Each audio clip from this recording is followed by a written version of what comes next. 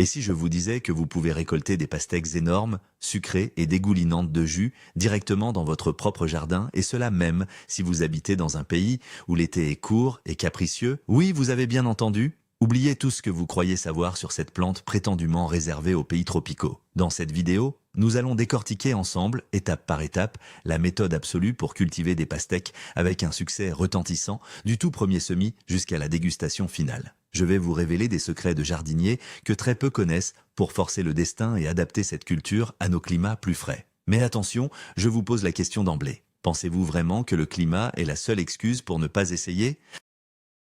Partagez votre avis dans les commentaires dès maintenant, car ce que vous allez découvrir risque de complètement bouleverser votre vision du potager.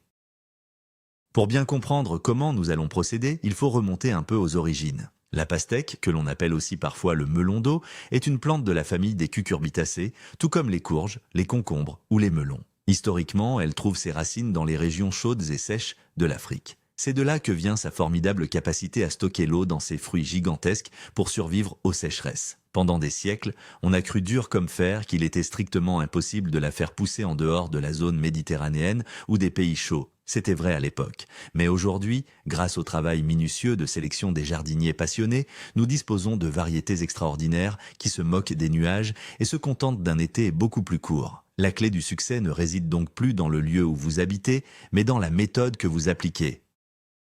C'est exactement cette méthode infaillible que nous allons voir ensemble aujourd'hui.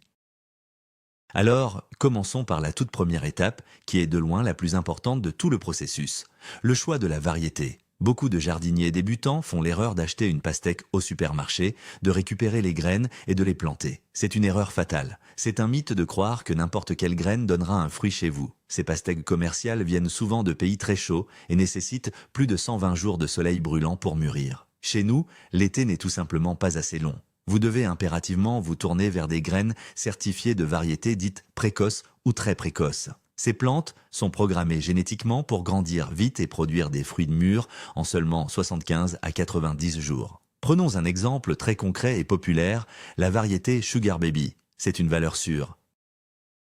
Elle produit des fruits plus petits, d'environ 3 à 5 kg, mais sa peau très sombre capte le moindre rayon de soleil pour chauffer l'intérieur. En choisissant la bonne variété, vous avez déjà fait la moitié du chemin. Maintenant que vous avez vos graines, parlons du moment idéal pour le semis. Ne vous précipitez surtout pas. Il est inutile, voire dangereux pour la plante, de semer en plein mois de février ou de mars. La pastèque déteste le froid et pousse très vite une fois germée. Si vous semez trop tôt, vos plants vont s'étioler, chercher la lumière, devenir très fins et faibles avant même de pouvoir être sortis. Le timing parfait pour nos régions tempérées se situe généralement entre la mi-avril et la fin avril. L'objectif est d'avoir de jeunes plants robustes, âgés d'environ 3 à 4 semaines, prêts à être plantés en pleine terre à la fin du mois de mai ou au début du mois de juin, une fois que tout risque de gelée nocturne est définitivement écarté. Imaginez que vous préparez un athlète pour une course. S'il s'échauffe trop tôt, il sera épuisé avant le départ. Il en va de même pour vos jeunes pousses de pastèque. Passons au matériel nécessaire pour réaliser vos semis dans les meilleures conditions. Le système racinaire de la pastèque est extrêmement fragile. Elle a horreur d'être manipulée, dérangée ou repiquée de multiples fois. Pour contourner ce problème, je vous conseille vivement d'utiliser des godets individuels assez grands, d'au moins 8 à 10 cm de diamètre. L'idéal est même d'utiliser des godets biodégradables en fibre de coco ou en tourbe. Pourquoi ? Parce qu'au moment de la plantation finale, vous pourrez mettre le pot directement dans la terre sans jamais toucher aux racines. Pour le terreau, choisissez un terreau spécial semi, léger et très bien drainé. Un excellent exemple de préparation consiste à remplir votre godet de terreau, de le tasser très légèrement pour éviter les poches d'air et de bien l'humidifier avant même d'y placer la graine. Cela évite que la graine ne coule au fond du pot lors du premier arrosage. Voici la technique de semis parfaite pour garantir une germination à 100%. Prenez votre godet préalablement rempli de terreau humide. Faites un petit trou avec votre doigt d'environ 1 à 2 cm de profondeur, pas plus. La règle d'or en jardinage est de ne jamais enterrer une graine à une profondeur supérieure à 3 fois son épaisseur. Déposez une seule graine par godet. Si vous avez un doute sur la qualité de vos graines, vous pouvez en mettre 2. Et vous couperez la plante la plus faible plus tard avec des ciseaux. Recouvrez doucement de terreau et tassez très légèrement avec la paume de la main. Maintenant, vient le secret absolu pour la pastèque, la chaleur. Pour germer, la graine a besoin d'une température constante comprise entre 25 et 30 degrés Celsius. Placez vos godets dans une mini-serre chauffante ou tout simplement près d'un radiateur bien chaud dans votre maison. Sans cette chaleur initiale, la graine risque tout simplement de pourrir dans la terre humide.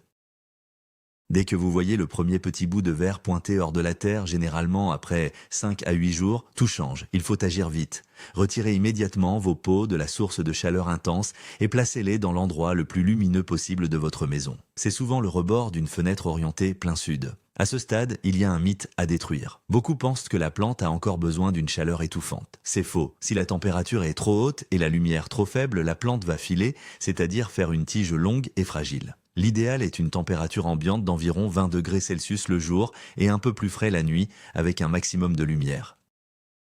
Si le soleil boude en ce début de printemps, l'utilisation d'une simple lampe horticole LED, placée à 10 cm au-dessus des feuilles, fera des miracles et vous garantira des plants trapus, verts et pleins de vitalité, prêts à affronter l'extérieur.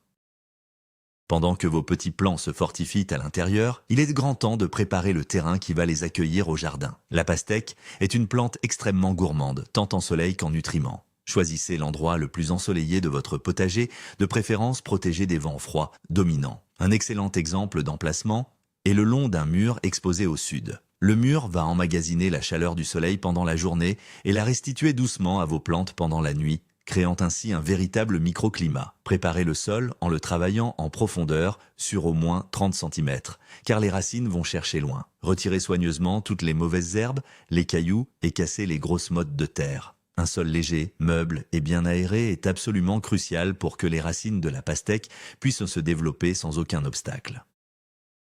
Une fois le sol ameubli, il faut lui donner à manger. Et quand je dis à manger, je parle d'un véritable festin. La pastèque a un appétit d'ogre pour produire ses énormes fruits. Vous devez enrichir la terre bien avant la plantation. Apportez une quantité généreuse de compost bien mûr, environ un seau entier par future plante. Vous pouvez également y ajouter du fumier décomposé. Attention, j'insiste sur le mot décomposé. Un fumier trop frais brûlerait instantanément les racines fragiles. Mélangez bien cet or noir avec la terre de votre jardin. Une astuce fantastique utilisée par les experts est de créer une petite butte de terre enrichie, haute d'une vingtaine de centimètres, sur laquelle vous viendrez planter. Cette technique de la butte permet au sol de se réchauffer beaucoup plus vite au printemps et garantit un drainage parfait en cas de forte pluie. L'eau ne stagnera jamais autour du collet de la plante. Parlons maintenant d'une technique de professionnel qui fait toute la différence sous nos latitudes. Le paillage et plus particulièrement l'utilisation d'une bâche noire. Vous avez sûrement déjà vu des champs entiers recouverts de plastique noir. Ce n'est pas très écologique, certes, mais l'efficacité thermique est redoutable. Le plastique noir attire les rayons du soleil et réchauffe la terre en profondeur, offrant aux pastèques le sol chaud qu'elles réclament tant. Si vous préférez une méthode plus naturelle et respectueuse de l'environnement, vous pouvez utiliser un paillage organique très épais, comme de la paille, du foin ou des tontes de gazon bien sèches. L'exemple parfait est d'installer votre paillage naturel 1 ou 2 semaines avant la plantation, après avoir bien laissé le soleil réchauffer la terre nue. Le paillage gardera la chaleur emmagasinée, maintiendra l'humidité pendant l'été et empêchera les mauvaises herbes de venir concurrencer vos pastèques. Le grand jour approche, vos plants sont beaux et il fait beau dehors. Mais attention, danger immédiat, ne prenez jamais vos plants de la maison pour les mettre directement en pleine terre. Le choc thermique et lumineux serait catastrophique, le soleil pourrait même brûler leurs feuilles tendres en quelques heures. Il faut passer par une étape cruciale.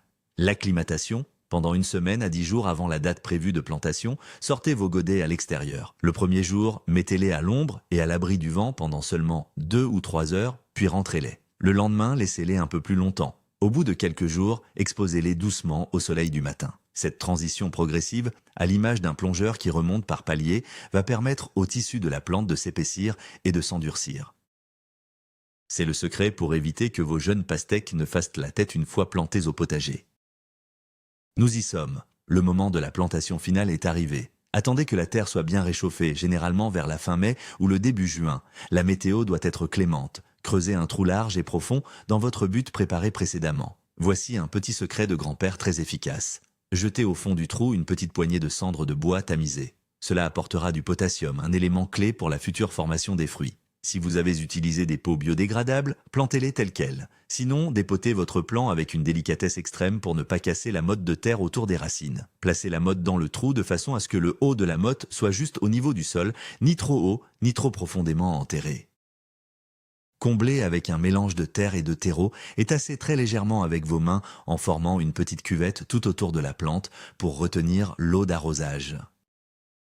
Le tout premier arrosage, juste après la plantation, est une étape qu'il ne faut surtout pas prendre à la légère. Il ne s'agit pas seulement de donner à boire à la plante, mais surtout de coller la terre contre les racines pour éliminer toutes les poches d'air souterraines. Utilisez de l'eau à température ambiante, c'est très important. Si vous arrosez avec l'eau glacée qui sort directement du tuyau d'arrosage, vous allez provoquer un choc thermique au niveau des racines, ce qui stoppera net la croissance de la plante pendant plusieurs jours. L'idéal est de remplir un arrosoir le matin et de le laisser chauffer au soleil toute la journée avant d'arroser le soir. Versez l'eau doucement, très délicatement à la base de la plante sans jamais mouiller les feuilles. Mouiller le feuillage est la porte ouverte à de nombreuses maladies cryptogamiques, comme nous le verrons plus tard. Soyez généreux pour ce premier arrosage, la cuvette que vous avez formée doit se remplir complètement. Parlons de la gestion de l'arrosage au quotidien. Il y a une croyance très répandue, un mythe tenace, qui dit que comme la pastèque est pleine d'eau, il faut l'inonder tous les jours. C'est la pire chose que vous puissiez faire. Trop d'eau fera pourrir les racines et éclater les fruits. La règle d'or est la suivante, des arrosages abondants mais espacés. Il vaut beaucoup mieux donner 10 litres d'eau d'un seul coup, tous les 5 jours, plutôt qu'un petit litre tous les jours. L'arrosage copieux va forcer les racines à plonger profondément dans le sol pour chercher l'humidité, rendant la plante beaucoup plus forte et résistante à la sécheresse. Pour vous faciliter la vie et garantir une régularité parfaite, l'installation d'un système d'arrosage au goutte à goutte est un investissement fabuleux. Il délivre l'eau lentement, directement au pied de la plante sans jamais mouiller le feuillage et économise des dizaines de litres d'eau sur la saison. Environ 3 semaines après la plantation, vos jeunes pastèques vont commencer à s'étaler et à produire de longues lianes. C'est le moment précis où elles ont besoin d'un bon coup de fouet pour développer leur feuillage. C'est l'heure de la première fertilisation en cours de culture. À ce stade, la plante a surtout besoin d'azote. Vous pouvez utiliser des engrais du commerce, mais rien ne remplace le naturel. Un exemple exceptionnellement efficace est l'utilisation du purin d'ortie. Cette potion magique, bien qu'un peu malodorante, est un véritable concentré d'azote et d'oligo-éléments directement assimilables par la plante. Diluez 1 litre de purin d'ortie dans 10 litres d'eau et arrosez généreusement au pied de vos plants. Vous verrez la différence en quelques jours seulement, les feuilles deviendront d'un vert profond et brillant et les lianes se mettront à pousser à une vitesse fulgurante. Ne faites cet apport d'azote qu'une seule fois, au début de la croissance. Abordons maintenant un sujet qui divise souvent les jardiniers, la taille de la pastèque. Faut-il tailler ou laisser courir librement? Contrairement aux melons classiques qui nécessitent des tailles complexes et répétées, la pastèque est beaucoup plus tolérante. Si vous avez de l'espace à revendre dans votre jardin, vous pouvez très bien la laisser faire sa vie.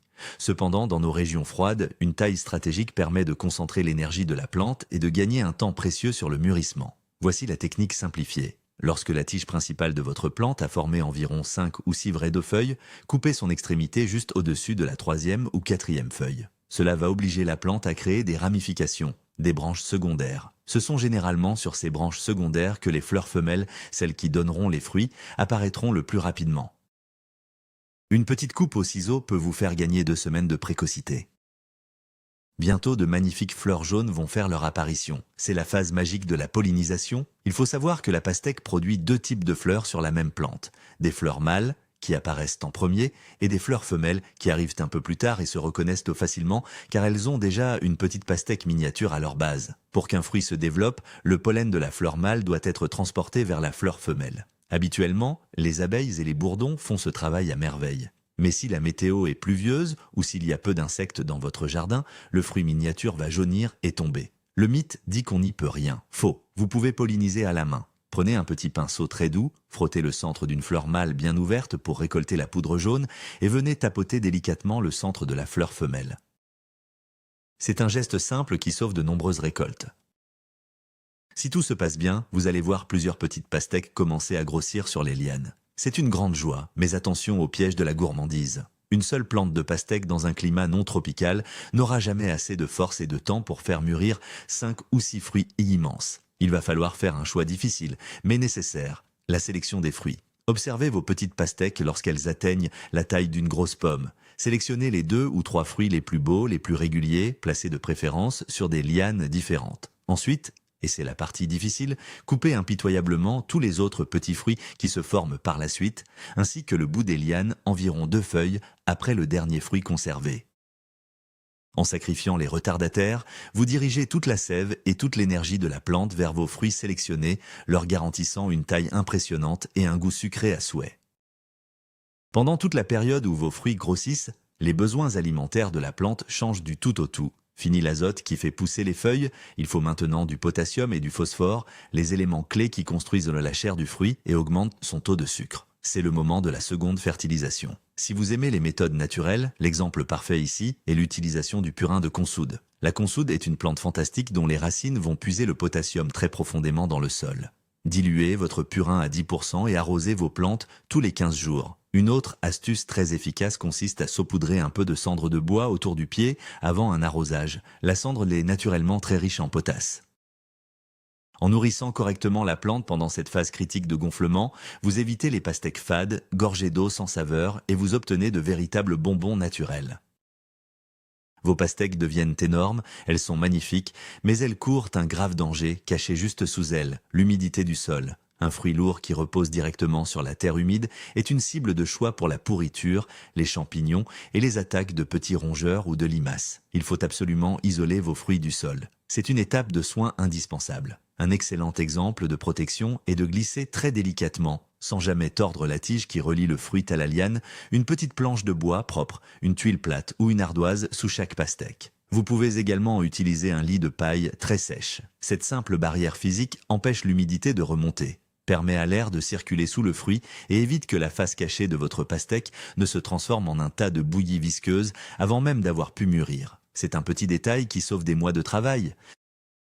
Abordons brièvement les problèmes de santé de la plante. La pastèque a principalement deux ennemis redoutables en fin de saison, les pucerons et l'oïdium. Les pucerons se cachent sous les feuilles et sucent la sève. Vous pouvez les chasser avec de simples pulvérisations d'eau mélangées à du savon noir. Mais le plus grand fléau reste l'oïdium, un champignon qui dépose une poudre blanche sur les feuilles, bloquant la photosynthèse et faisant mourir la plante prématurément. Le mythe veut que seuls les produits chimiques toxiques en viennent à bout. C'est absolument faux. Dès les tout premiers signes de taches blanches, pulvérisez un mélange de 10% de lait demi-écrémé et de 90% d'eau sur le feuillage, de préférence le matin. Les protéines du lait, combinées au soleil, créent une réaction naturelle qui détruit le champignon sans aucune toxicité pour votre jardin. Gardez l'œil ouvert et agissez vite, c'est le secret d'un feuillage sain jusqu'à la récolte. Nous arrivons enfin à la question ultime, celle qui angoisse tous les cultivateurs de pastèques. Comment savoir, sans l'ouvrir, que le fruit est parfaitement mûr à l'intérieur? Récolter une pastèque verte est une immense déception. Voici la méthode infaillible en 3 points. Premier point, observez la toute petite vrille en forme de tire-bouchon qui se trouve sur la tige, juste à la base du fruit. Quand cette vrille est complètement sèche et brune, le fruit est prêt. Deuxième point, retournez doucement le fruit et regardez la tache qui était en contact avec le sol ou votre planche. Elle doit passer du blanc au jaune franc, voire au jaune beurre. Si elle est blanche, c'est trop tôt. Enfin, le test du son. Frappez délicatement la pastèque avec vos phalanges comme on frappe à une porte. Si le son est sourd et résonne profondément, comme un tambour plein, c'est gagné. Si le son est clair et métallique, laissez-la encore quelques jours sous le soleil. Le grand moment est arrivé. Imaginez-vous en train de rapporter cette énorme pastèque, lourde et chauffée par le soleil, dans votre cuisine. Vous prenez le couteau, vous la coupez en deux et vous entendez ce craquement caractéristique de la chair fraîche qui se fend. À l'intérieur, un rouge éclatant et le premier morceau que vous croquez est d'une sucrosité incroyable. C'est le résultat d'un travail bien fait, de la patience et de l'application de ces quelques règles d'or. Pour résumer, rappelez-vous, choisissez impérativement une variété précoce, soignez vos semis au chaud, préparez un sol riche et réchauffé, maîtrisez votre arrosage pour ne pas noyer les racines et soyez impitoyable lors de la sélection des fruits. Ce n'est pas de la magie, c'est juste de l'observation et de l'amour du potager. Merci infiniment d'avoir suivi ce guide jusqu'au bout. Si vous avez appris quelque chose de nouveau aujourd'hui, abonnez-vous à la chaîne pour ne rater aucun de nos prochains conseils. Mettez un gros pouce bleu et dites-moi en commentaire quelle variété de pastèque allez-vous défier le climat pour planter chez vous cette année. J'ai hâte de vous lire.